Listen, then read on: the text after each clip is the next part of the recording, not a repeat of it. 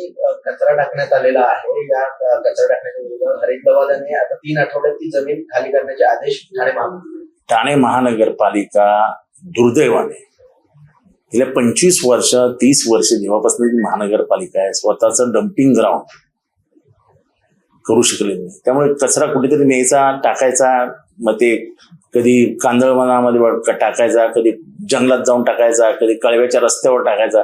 हेच धंदे ठाणे महानगरपालिका करत आहे. महाराष्ट्र शासनाने त्यांच्यावरती केस करण्याचा पण निर्णय घेतला, पण ती काही केस होऊ शकली नाही. पर्यावरण विभाग काही करू शकत नाही. त्यामुळे जर हरित लवादाने हे सांगितलं असेल तर हरित लवादाने ह्याच्याकडेही लक्ष द्यावं की ठाणे महानगरपालिकेने आतापर्यंत किती कांदळवनं नष्ट केली. म्हणजे एखाद्या सरकारी यंत्रणेने, शेवटी महानगरपालिका सरकारचाच भाग आहे, कांदळवन उद्ध्वस्त करण्याचं काम केलं असेल तर हे दुर्दैव आहे.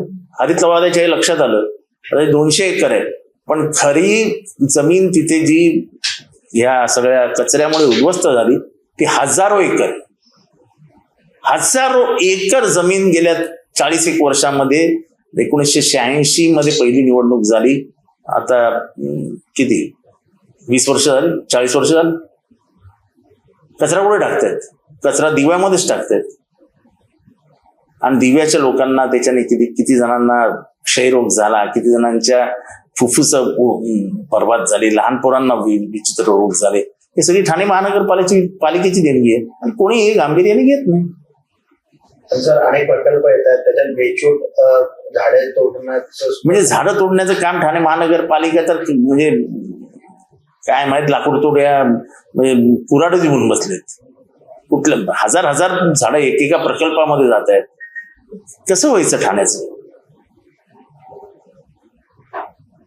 आता हरित लवादाने 3 आठवड्याची जमीन खाली करायला सांगितली. काय वाटतं की याआधी काय नाही, त्याच्यावरती काहीतरी उद्योग करतील, कुठेतरी वशिले लावतील, स्टे आणतील, काहीतरी खेळ करतील, वाटोळ करतील. काय करणार नाही. सर, विजय वडेट्टीवार असं म्हणाले की सुप्रिया सुळेंकडे ओबीसी प्रमाणपत्र आहे. अजिबात नाही. विजय वडेट्टीवार काही घरी गेलेले का तपासायला? काही बोलायचं, आपलं तोंडाला येईल ते बरळायचं. अजिबात ओबीसीचं हे आलेलं नाही. कुटाळेपणा करू नये.